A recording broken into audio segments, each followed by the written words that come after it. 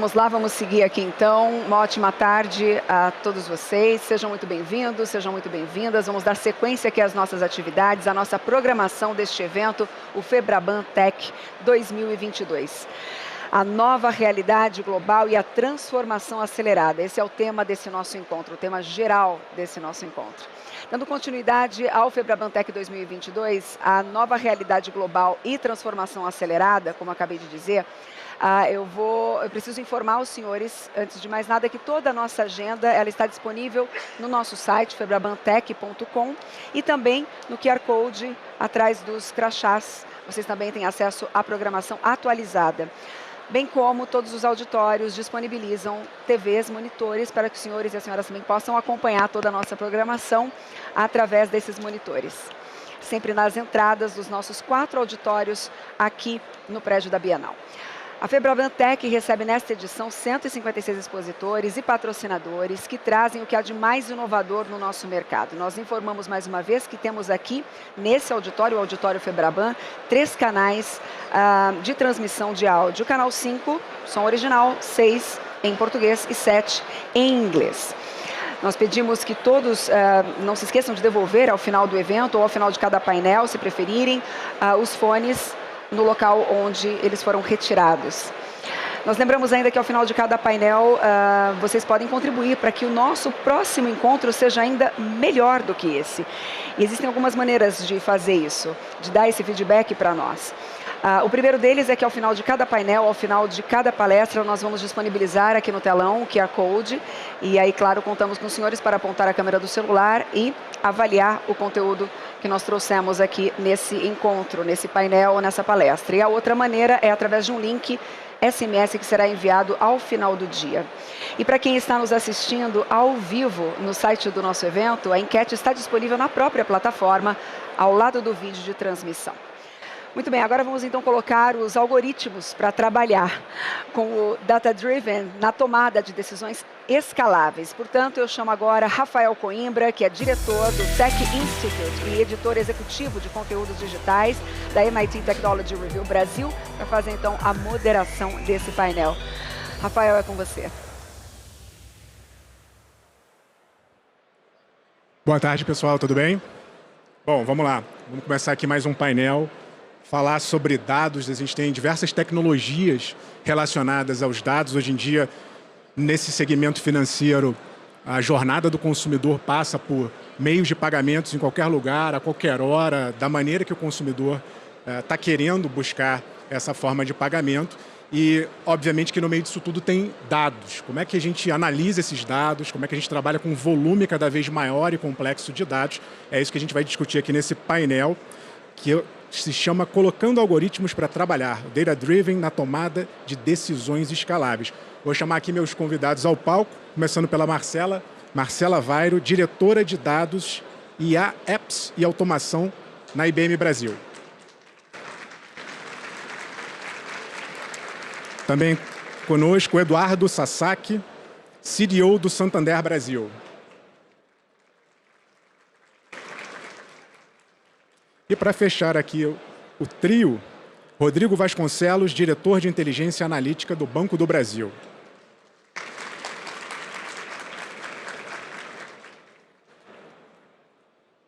Pessoal, obrigadíssimo aqui pela companhia de vocês. A gente vê aqui uma série de instituições financeiras, existem trabalhos conjuntos, existe competição também entre os bancos. E eu queria saber de vocês, dentro desse mercado, como é que cada banco, como é que vocês estão trabalhando com essa questão de análise, de interpretação e de uso dos dados? Vou começar com o Rodrigo. Rodrigo, por favor.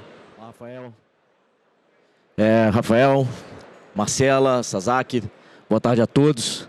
Primeiramente, é uma satisfação muito grande estar aqui com os principais protagonistas, né, da indústria financeira e protagonistas de uma transformação tecnológica e de cultura organizacional muito grande, né, acompanhados aí pelo agronegócio, pela indústria da logística, saúde.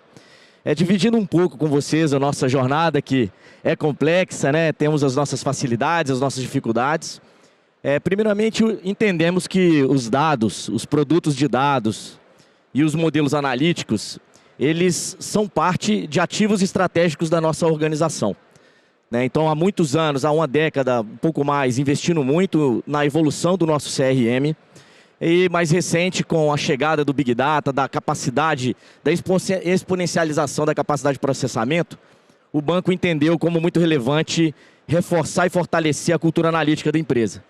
O banco declara uma área, uma unidade de inteligência analítica, né, com status de diretoria, para fomentar e acelerar a maturidade analítica do Banco do Brasil, fortalecendo as demais áreas, né? Um pouco dessa nossa jornada, muito complexa, um banco muito grande, a maturidade analítica das diretorias e áreas muito heterogênea, assim como o data literacy dos nossos funcionários.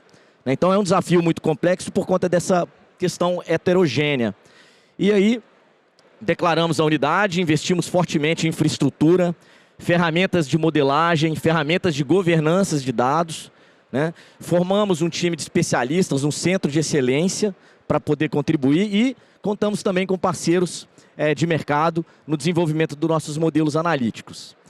Desde então, a gente observa, né, o banco saindo de um contexto dos últimos 3 anos, de uma posição em que a gente chama de data try, em que os modelos analíticos eles eram situados e centralizados em alguns setores, e acreditamos e temos evidências que estamos no estágio seguinte, que é o data safety, em que todas as diretorias, setores já têm alguma maturidade e tomadas de decisão orientadas a dados.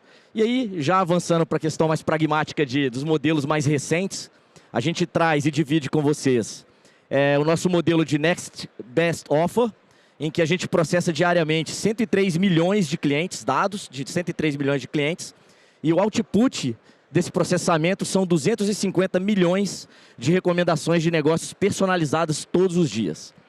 Também a gente pode dividir e compartilhar os modelos de risco, cada vez mais subsegmentados, por consequência você otimiza os limites de crédito dos clientes. Só que além dos modelos de risco por si, a gente observou uma substancial eficiência no tempo de modelagem e implementação e também mais flexibilidade na hora da manutenção e do aprimoramento para as áreas de risco, né? Os nossos modelos sempre construídos de forma muito colaborativa. Além disso, temos modelos de People Analytics, né? Identificar talentos à luz dos algoritmos, apontando melhor probabilidade e chance de sucesso dos colegas em determinadas posições. Temos personalização de taxa em tempo real, também um desafio muito grande, já embarcando as informações do Open Banking na tomada de decisão desse melhor preço por cliente. E são esses alguns elementos, né, da nossa caminhada, do que a gente tem feito e observando as entregas mais recentes aí gerando valor. Eduardo, como é que o Santander vê? Bom, em primeiro lugar, eu queria agradecer aqui o convite e poder compartilhar com vocês, são profissionais que têm no mínimo os mesmos ou mais desafios que eu tenho lá no Banco Santander. Acho que o Rodrigo explorou bastante aqui sobre soluções analíticas e o que o Banco do Brasil está utilizando. Eu vou explorar um pouquinho uma outra dimensão dos dados.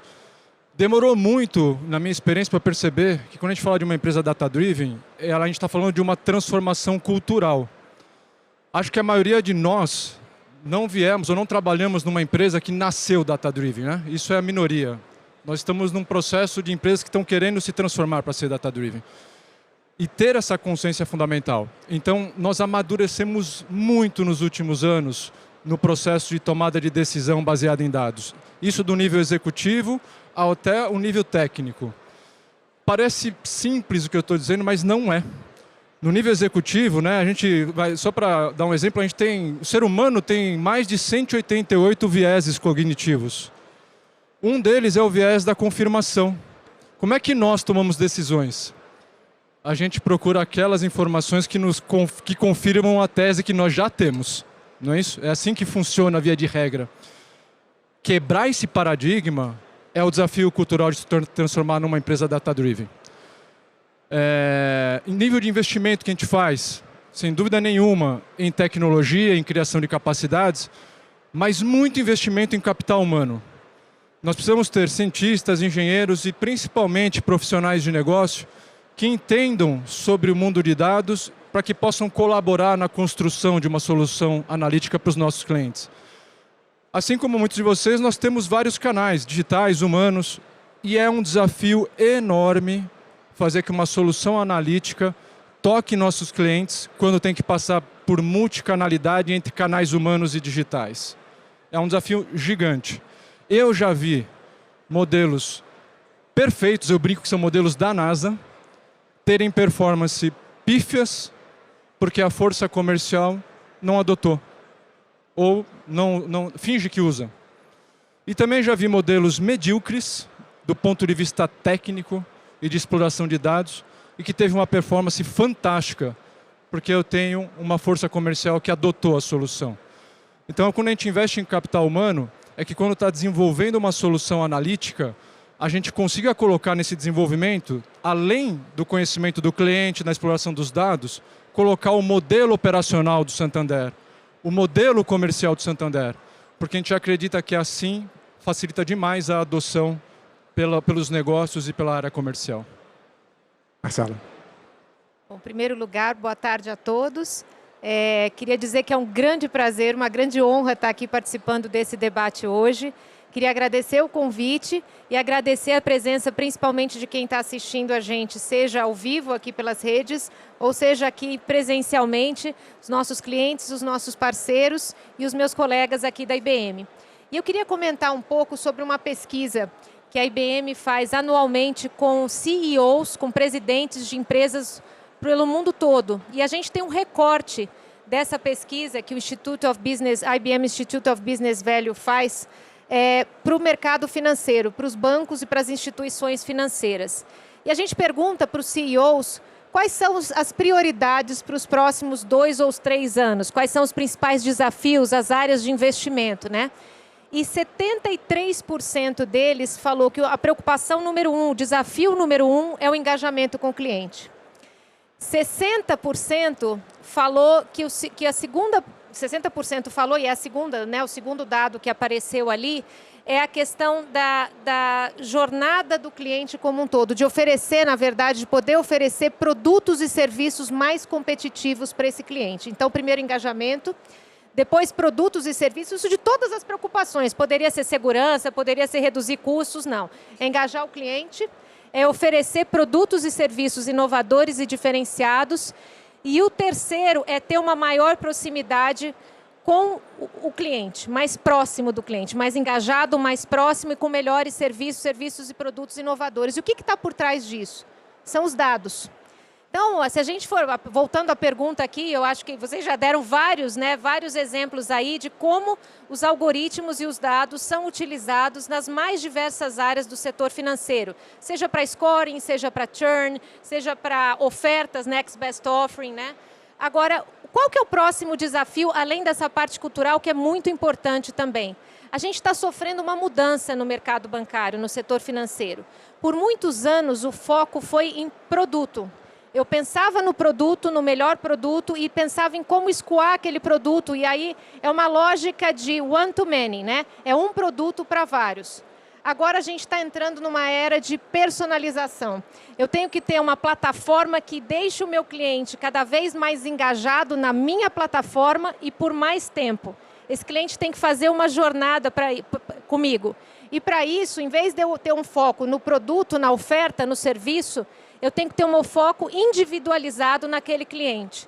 Então, eu tenho que ter um ganho de escala na individualização do cliente, na personalização, no conhecimento que eu tenho daquele cliente, para que ele fique engajado na minha plataforma e, por consequência, nos meus produtos e nos meus serviços. E a gente não consegue fazer isso sem dado. Então, acho que esse é o próximo passo aí do uso dos dados dentro do setor financeiro, é o próximo desafio. É interessante a gente pensar que dado é, antes de tudo, uma pessoa, né? O consumidor, o cliente, porque às vezes parece que a gente vai jogar tudo na máquina vai ali devolver uma solução mágica, mas pegando esse conceito da gente tentar compreender melhor quem são os nossos clientes, Rodrigo, eu queria que você desse uma visão se esse conceito, primeiro se concorda, né, que isso deveria ser algo disseminado dentro, sei lá, do banco, todo mundo pensar em dados, não como um departamento, mas como uma cultura.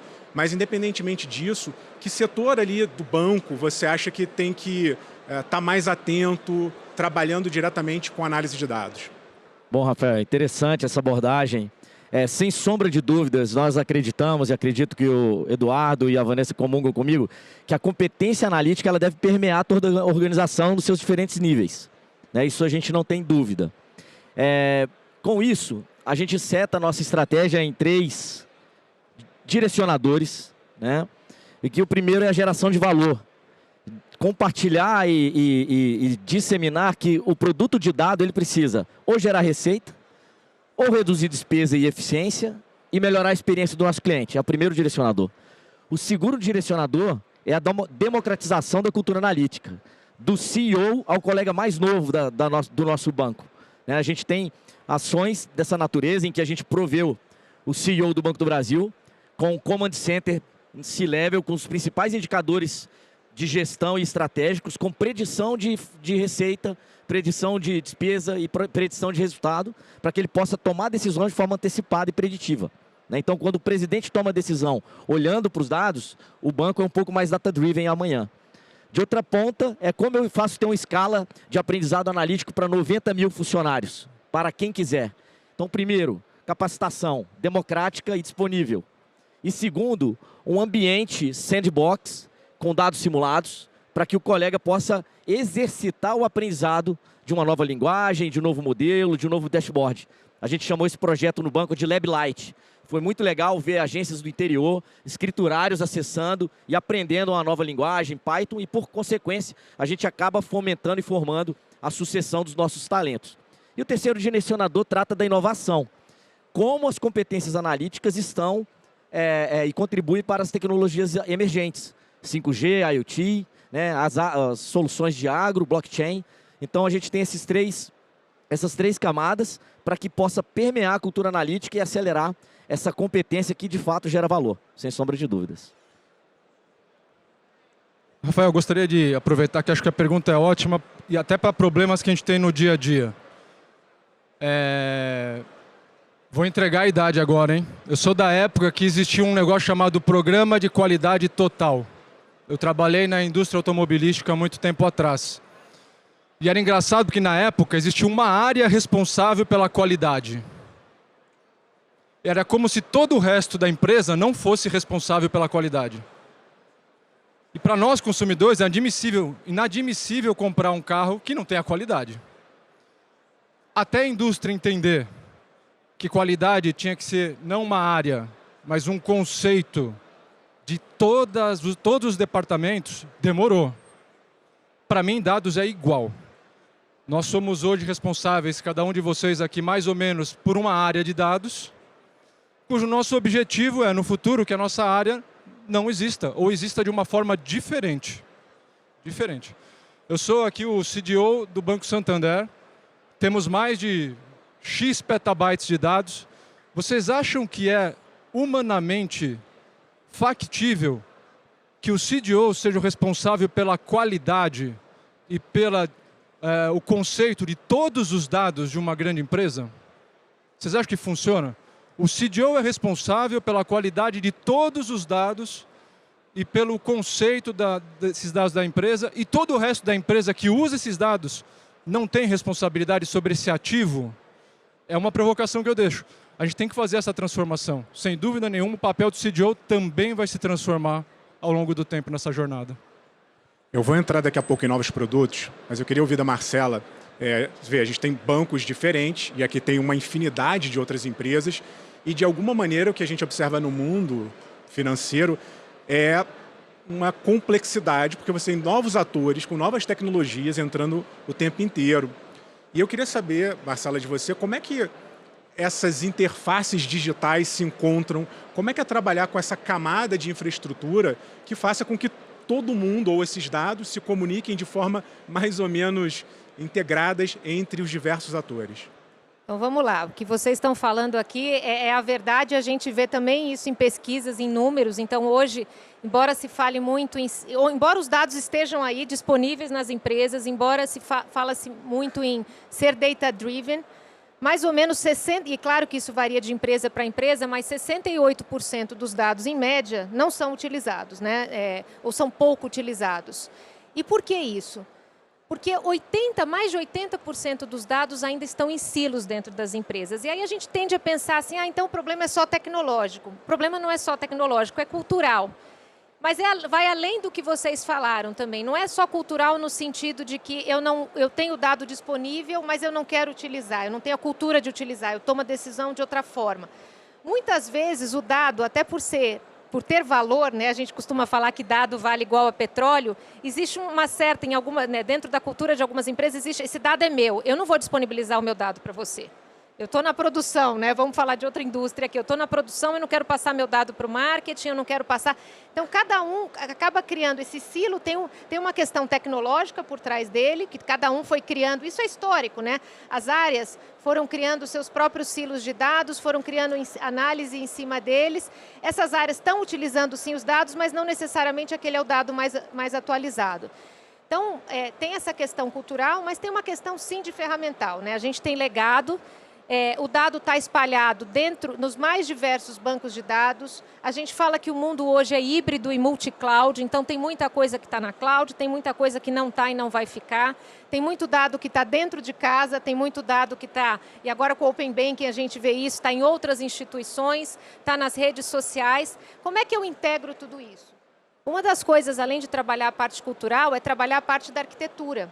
A gente, por muito tempo, criou data marts, criou data warehouses e agora a gente fala no data lakes, investiu muito nisso. Eu não estou falando para jogar nada disso fora, mas a gente tem que ir para um conceito novo, que não é só da IBM, que é o conceito de data fabric, que é olhar o meu dado como uma malha de dados. O fabric não é de fábrica, é de tecido. É olhar e poder acessar o dado onde quer que ele esteja, sem necessariamente ter que trazer aquele dado para um repositório único. E por que isso é importante? Porque eu estou falando de timing agora. Eu quero engajar, voltando, né, ao que eu falei no começo, eu preciso engajar esse cliente na hora que ele está navegando no meu app. Não dá tempo de transferir esse dado e de olhar para trás como a gente fazia. Agora vou entregar a idade também, aquela história da fralda e da cerveja, que a gente olhava os dados de venda dos últimos 2 meses e aí botava um produto perto do outro na prateleira. Não dá mais tempo, eu tenho que engajar o cliente à medida em que ele está navegando no meu app, por exemplo. E eu tenho que ter a capacidade de olhar o dado onde quer que ele esteja para a unidade de negócio, o dado quente ali. Então, vale a pena. Hoje em dia, a arquitetura eu acho que tem que ser revista. De novo, não é para jogar nada fora, mas se eu tiver capabilities, capacidade dentro da minha infraestrutura tecnológica de olhar o dado onde quer que ele esteja, eu vou ter uma vantagem competitiva.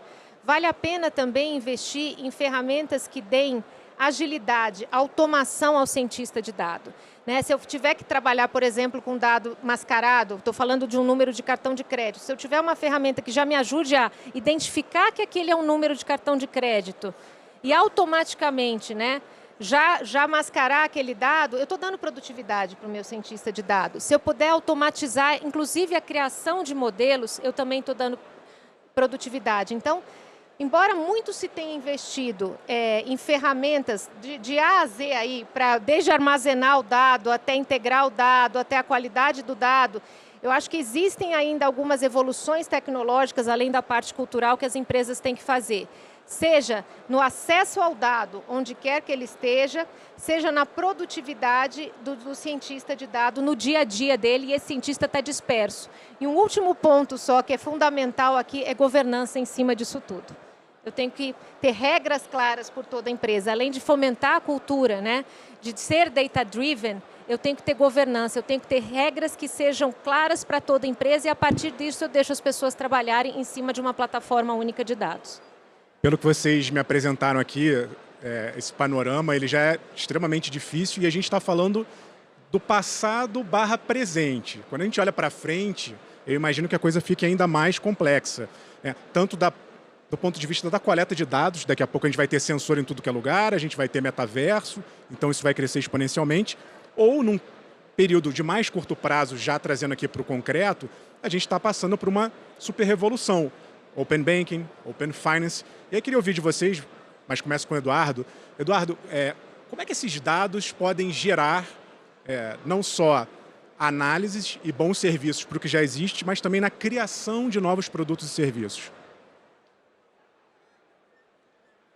Eu acho que, simplificando um pouco o modelo de produto, como você mesmo sugeriu aqui, Rafael, eu vou simplificar assim, tem 2 categorias de produtos. Os que já existem, e eu vou melhorar essa oferta de valor para o nosso cliente. ou criar um produto novo, que é uma oferta de valor nova. Começando pelo segundo, o que nós fizemos, que nasceu ainda sem o Open Finance, mas explorando dados que nós não utilizávamos dentro do Santander, nós lançamos a Agente. A Agente é o nosso atendimento digital. E aqui foi o primeiro desafio. Isso está no canal, está no nosso app, está no WhatsApp. Qual é a métrica de sucesso para saber se esse novo produto, esse novo serviço, realmente ele deu fit com o que o nosso cliente precisa? Então a gente estabeleceu simples, 2 métricas simples. Quantidade de clientes que usam esse novo produto e como é um atendimento, que a resolutividade seja no contato. Então a gente estabeleceu lá pelo menos 2 milhões de clientes únicos por mês utilizando esse canal de atendimento e que eu tenha uma resolutividade boa, no mínimo 80%. A gente atingiu recentemente 2,5 milhões e 88%. Mas tão importante quanto atingir a meta é que a gente teve que usar dados que a gente não está acostumado a trabalhar tradicionalmente, inclusive interações em outros canais, inclusive dado não estruturado como texto, que parece óbvio do ponto de vista de capacidade, mas traduzir isso numa reação não é trivial. Uma reação que o cliente entenda e se satisfaça. Análise de sentimento, né? Na outra ponta, eu acho que assim, aproveitando o Open Finance ele não é só uma questão concorrencial. Eu acho que é uma janela de oportunidade que abre para reduzir a simetria de dados que tem no mercado. Pensa que assim, né, todo mundo fala, dados é o novo petróleo. Tanto faz a analogia. Para mim é que nem oxigênio, tem que estar espalhado em todo o ecossistema, para todo mundo se beneficiar. O Open Finance faz isso. Então, conceitualmente, isto é muito... ninguém tem dúvida do que eu estou falando, né? A maioria vai concordar. O desafio está assim, agora que eu sei mais sobre o meu cliente, primeiro, como que eu uso esse conhecimento para devolver para ele um valor? Parece tão óbvio, mas assim, existem dificuldades enormes. Esse dado do Open Finance, apesar de ser dado financeiro, ele é tudo menos padronizado. Apesar de falar de um dado estruturado, ele não tem equivalência com o modus operandi que cada participante dessa indústria tem. Então, o tratamento e a governança sobre isso, como a Marcela comentou, é fundamental. A partir desse momento, é baby steps. E aí eu acho que a gente tem que reconhecer isso, porque a gente está pensando em construção. O baby steps, assim, o que eu posso aproveitar do Open Finance, a gente usou essa lógica lá dentro, para começar a melhorar a oferta vigente. Se eu faço uma oferta de um produto ou um serviço, olhando metade do meu cliente, porque eu não tinha mais informações e agora eu tenho, no mínimo eu tenho que melhorar esta oferta para ele, estamos fazendo isso com várias alavancas, uma é de pricing, a outra efetivamente ela é de como que eu faço aparecer essa oferta para o cliente. E se essa informação adicional não me trouxe uma informação relevante, porque pode ser que eu já soubesse, eu tenho que ter a humildade de manter o que eu tinha ou não falar nada. Então a gente está nesse aprendizado nesse momento. O Open Finance abre essa janela.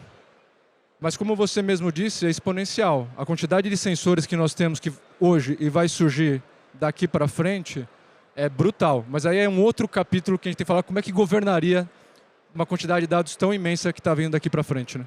E esse ponto que você tocou eu acho muito importante porque às vezes existe uma visão comum, mas eu acho que equivocada, de que quanto mais informação, quanto mais dado, melhor. E não necessariamente, né? Depende da qualidade do dado, depende de como você vai saber analisar esse dado. E a gente está caminhando para essa explosão. E eu acho importante, né? Saber que dado eu quero, como eu vou tratar esse dado. Né? Assim, nós temos profissionais, todos nós, né? Mais ou menos temos profissionais de ciência de dados, de engenharia de dados, assim, fabulosos. A gente treina, capacita esses profissionais e eles vão aprendendo sobre, inclusive, o modelo de negócio do banco. Só que assim, os recursos são finitos, certo?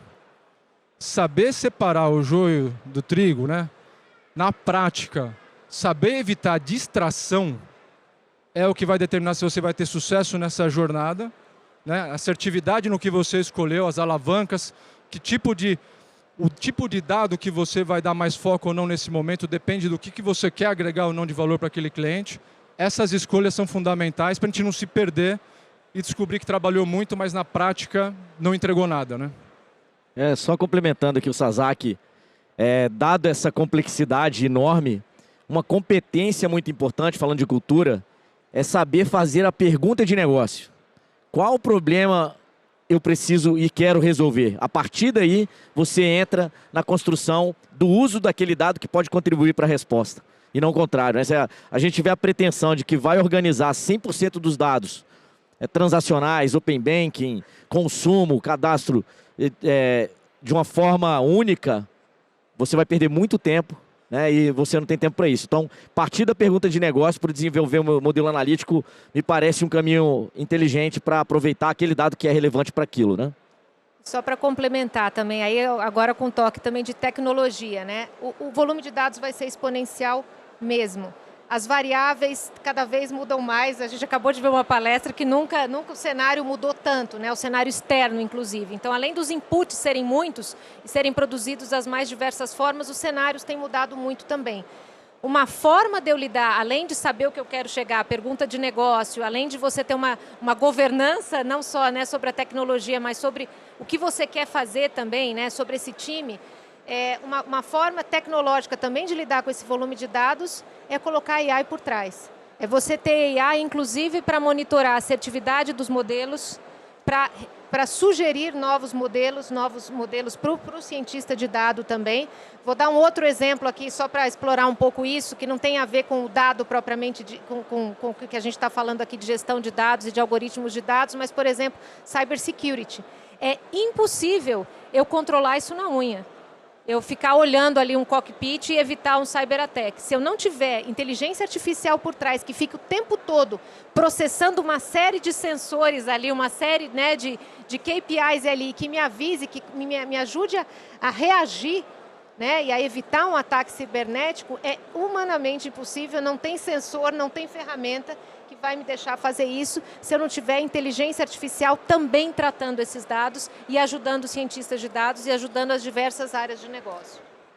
O cenário vai ser cada vez mais em tempo real, como você está falando, e eu queria forçar a barra aqui com vocês, já que eu estou lidando aqui com especialistas, da gente ir até além e explorar com vocês esse lado mais preditivo. Até que ponto a gente já tem informação suficiente ou não para poder fazer uma análise de entender quem é esse consumidor, o que ele vai pensar daqui a algum tempo com as informações que vocês já têm. Fiquem à vontade aí. Vai lá. Não, acho que é importante, né? Um ativo relevante dos grandes bancos é a nossa história, né? Então, quando você fala de predição, quanto mais história você tem, melhor você aprende, mais você acerta.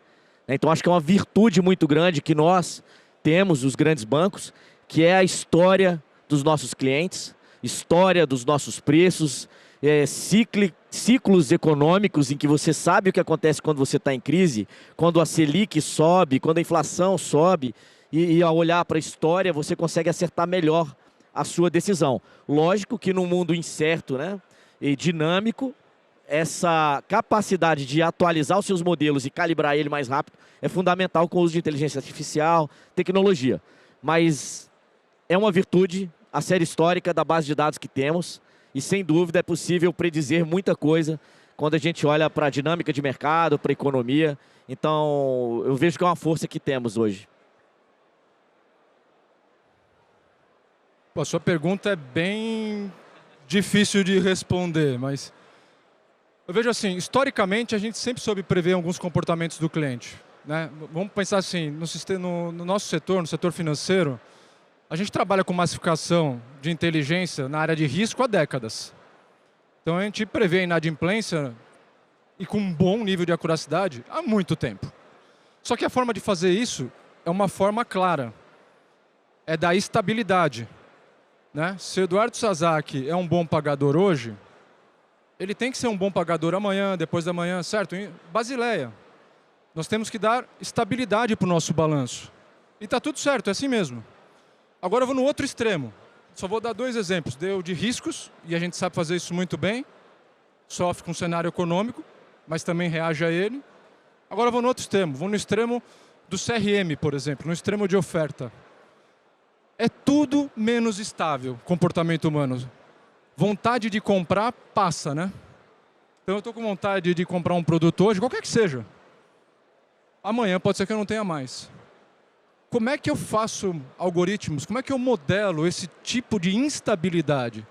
Sem dúvida nenhuma, capacidades tecnológicas foram ditas aqui, são importantíssimas, mas também muda a forma de raciocinar, né? A gente fala muito de triggers, se é modelo, se é triggers. A gente, quando fala de triggers, tem que abrir mão de alguma acuracidade pela velocidade de estar falando com o cliente naquele momento certo. Agora, para mim, o próximo passo, quando eu falo de triggers, ainda é presente. O que a gente não faz muito bem, como indústria, e cada um de nós aqui está buscando fazer, é como é que a somatória desses triggers nos diz comportamento futuro de um grupo de clientes. Acho que esse aqui é o desafio que nós estamos trabalhando agora, estamos avançando, mas é um desafio do mercado. A gente está falando de prever instabilidade. Nada é mais instável do que comportamento humano. Marcela, a IBM tem algoritmos com bola de cristal? Não tem algoritmos, mas a gente tem um ferramental, de novo, no hoje, né? A gente tem muito ferramental com AI por trás, que ajuda nessa parte, de novo, de governança, de criação dos modelos, de dar produtividade ali na ponta. E a gente tem coisas que a gente já está começando a testar. Então, quando a gente fala aí de variáveis desconhecidas, incertas, a gente já tem alguns experimentos sendo feitos no setor bancário com quantum computing, por exemplo. Não só para olhar cliente e esse comportamento humano, mas para olhar risco também, para prever um futuro cujas variáveis eu não conheço ainda. Então, em tecnologia, a gente tem coisas aí em evolução, vamos colocar assim, que a gente vai estar num mundo diferente daqui a pouco. Fora toda essa transformação, todo esse caos, né, que a gente está vivendo agora, a gente tem coisa vindo aí em termos de tecnologia que também vai transformar muito a nossa indústria e o nosso dia a dia. Mais cedo eu mediava uma palestra sobre computação quântica e a gente comentava como essa nova tecnologia vai não só mudar a capacidade de processamento, mas também a forma como surgirão novas aplicações sobre essa nova tecnologia. Mas é claro que a gente está aqui ainda um pouquinho distante de algumas aplicações práticas da computação quântica. Vou voltar um pouco ao presente e queria saber de vocês como é que vocês mapeiam, vou simplificar aqui, a chamada jornada do consumidor. Por quê? Estamos aqui num evento de instituições financeiras. Obviamente, todos nós aqui hoje temos um contato completamente diferente com os bancos, fintechs, se comparado 10 anos atrás, que não é nada. E a sensação que eu tenho é que o banco, ou chame-se lá, né, como a gente quiser, ele está se desmaterializando, ele está permeando diversas camadas. Você aperta um botão e tem um banco ali por trás. O consumidor nem nota, né? É invisível, tem que ser rápido, tem que ser seguro, tem que ser personalizado.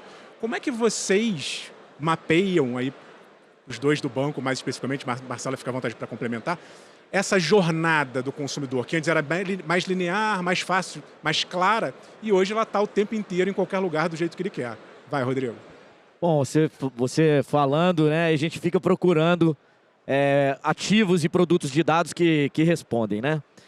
Quando a gente fala de uma volumetria muito grande, quando a gente fala dessa volumetria em tempo real, a gente precisa de tecnologia. Um dos ativos que a gente tem buscado entender, que na última linha a gente está falando de demanda, de interesse, de atenção do nosso consumidor por algum produto ou serviço. São aplicações de data streaming, em que a gente observa para determinado contexto de negócio, por exemplo, empréstimos, o mapa de calor de demanda e de desejo. E o quão eu estou conseguindo ser eficiente na captura e na entrega desse valor. Então a gente tem uma série de iniciativas que busca mapear o calor da demanda, o calor do interesse em tempo real. E aí a gente usa de diversas soluções, tanto de infraestrutura quanto de evidenciação de dados, para poder tomar decisão à luz dessa complexidade em tempo real. Então já existem soluções nesse sentido, ainda tem um caminho muito grande para ser mais personalizado, hiper personalizado, mas a gente já tem caminhado nesse sentido. A gente já tem um produto que é intangível, né? E o ponto que você está trazendo é que agora o banco está ficando intangível. Nós temos diversos parceiros, nós temos correspondentes, nós estamos em vários lugares, né? Se um consumidor está numa loja de imóveis pensando em reformar a casa dele, está pesquisando sobre um móvel, vendo condições, se cabe no bolso ou não, nós estamos lá. Seja lá onde esteja essa loja. O que nós evoluímos muito? Na capacidade de colocar os sensores nessas jornadas, na loja, nos apps, nos canais humanos, no atendimento remoto, e sensores nas jornadas que o cliente tem dentro de seus produtos per si. Então isso a gente evoluiu muito. Também evoluímos do ponto de vista de análise, a nossa capacidade de entender isso e mudar a rota. Um exemplo real. Todo mundo aqui tem o seu app, ou a maioria tem seus apps para fazer negócios, seus sites. E durante algum momento um cliente está navegando na sua jornada, se interessa por um produto, pode simular, não gostou da condição e desiste. Aí surge o famoso carrinho abandonado, onde você volta em algum momento no mesmo canal ou por outro canal, refazendo uma oferta, às vezes até uma oferta melhor. Entendendo essa jornada desse tipo de cliente específico, do que ele não gostou, eu deveria poupar ele, e é isso que a gente começa a fazer, dessa fricção, e na jornada inicial, já apresentar para ele algo que vai fazer sentido, porque eu sei que se eu não apresentar, vai virar o carrinho abandonado. Ruim para nós, ruim para o cliente. Então a gente evoluiu muito nisso. Agora, eu acho que tem muito desafio ainda, Rafael. Porque assim, as jornadas do cliente, quando você tem muitos canais, muitos produtos, ela é exponencial ao infinito. Como é que você gestiona, numa visão transversal, numa visão cliente, essas jornadas? Esse, para mim, é o próximo desafio. Só complementando, eu acho que é legal o que o Sasaki está falando, é que o produto de dado ele só vai ter valor no momento em que você toma a decisão de aplicar naquela jornada e implementar aquela melhoria dele. Que é o mais difícil. Você tem um insight, entendeu onde aconteceu o drop na jornada e você retornar com a melhoria de processo e acompanhar ver se aquilo surtiu resultado. Então só a decisão de aplicar os modelos. Pessoal, estou de olho aqui no relógio, vou fazer uma pergunta, se der tempo a gente faz mais uma, mas estou considerando aqui quase como uma final. Queria que vocês falassem um pouco sobre segurança. Aí eu vou juntar aqui um 2 em 1, vou fazer um combo aqui de segurança. Estamos falando de muito dado sensível, dado de pessoas. Como é que vocês enxergam não só os cyberataques, mas também toda essa questão envolvendo LGPD, o tratamento dos dados, O consumidor, ele hoje não quer ceder o dado dele sem saber, sem ter certeza que aquilo ali está garantido de alguma maneira. Como é que vocês avaliam a questão da segurança? Bom, eu vejo a questão da regulação, ela é estratégica e positiva por diversas questões para proteger o nosso cliente, sem dúvida nenhuma. E existem oportunidades, Os bancos têm um atributo por trás das suas placas que é a confiança. O brasileiro ele tem um apetite a compartilhar e a experimentar. E quando você tem diversas pesquisas, fala, você confiaria seus dados? Sim, 75% confiariam aos bancos. Então, se valer desse atributo confiança, entendendo que eu posso ser o cofre dos dados do cliente, financeiros e não financeiros, e a partir disso, eu entender como eu posso, inclusive, monetizar ou meu cliente ou meus parceiros, é um ponto que eu vejo como não como ameaça da regulação, mas como oportunidade. O empoderamento do cidadão em relação aos seus dados, ele vai ampliar. A consciência de que meu dado tem valor, ela vai ficar cada vez mais evidente. E aí surge a oportunidade, por que não, nós sermos os cofres dos dados dos nossos clientes. Por exemplo, eu autorizo o banco a buscar meus dados de exames de saúde. Por que não eu intermediar esse marketplace e dar um desconto no seguro de vida, dado que aquele cliente tem marcadores de saúde positivos. Então, a gente entende a regulação como positiva, que protege o cidadão, protege os nossos negócios, mas também tem muita oportunidade logo ali no futuro. Eduardo. Eu vejo a LGPD como algo muito saudável. Está evoluindo muito o que nós, como profissionais de dados, entendemos sobre os dados, que as empresas entendem sobre os dados. Ter uma regulação para servir de padrão, para nos apoiar a tomar decisões que vai garantir a privacidade do nosso cliente, era essencial.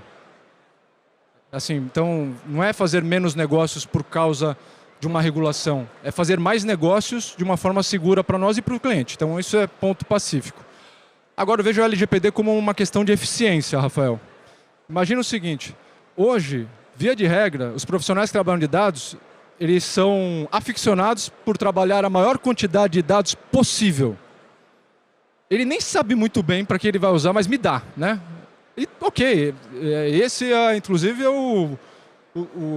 a vontade dele está correto. Só que os profissionais que trabalham com dados vão ter que entender sobre LGPD. Sobre finalidade, para que eu estou usando aquele dado. Consentimento. Por quê? É uma questão de eficiência. Imagina, né, os recursos são tão finitos.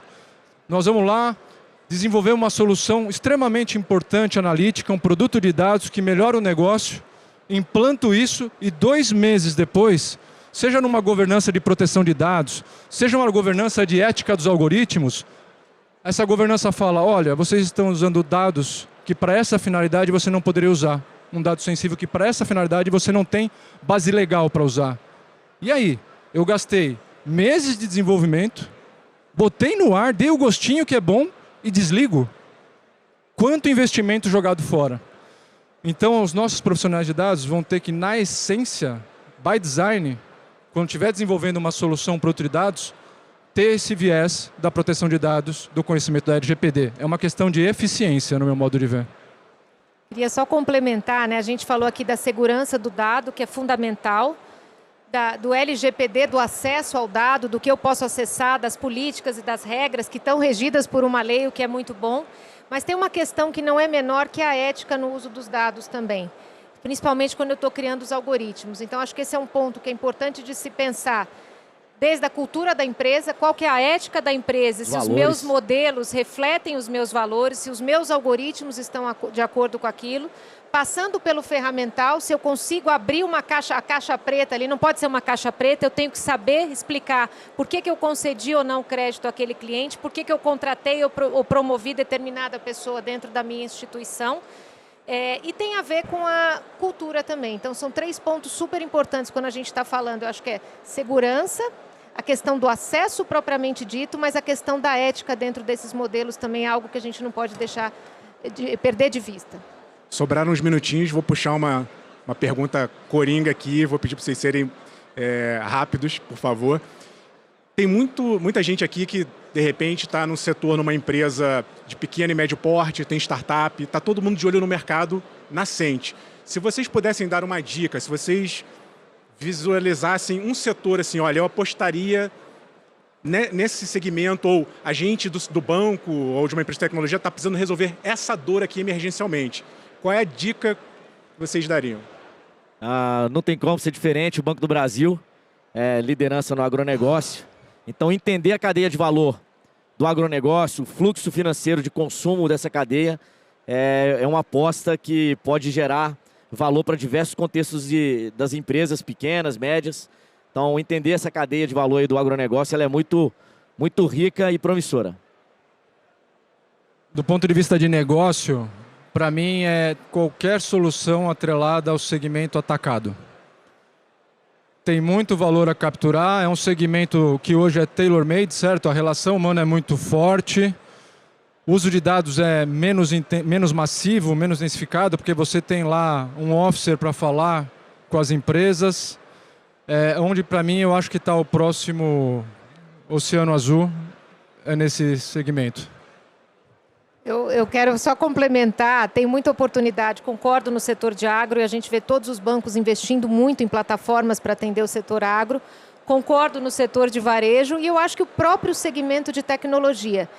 A gente tem uma demanda enorme para profissionais que trabalhem com dados, com cibersegurança, com cloud.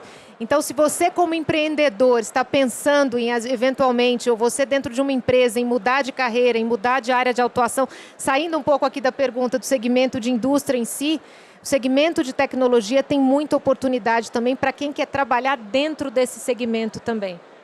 Obrigado, gente. Então, chegamos ao fim de mais um painel. Queria, em nome da Febraban e da MIT Technology Review Brasil, agradecer a presença dos nossos convidados e também de todos vocês. Até já. Muito obrigado. Valeu.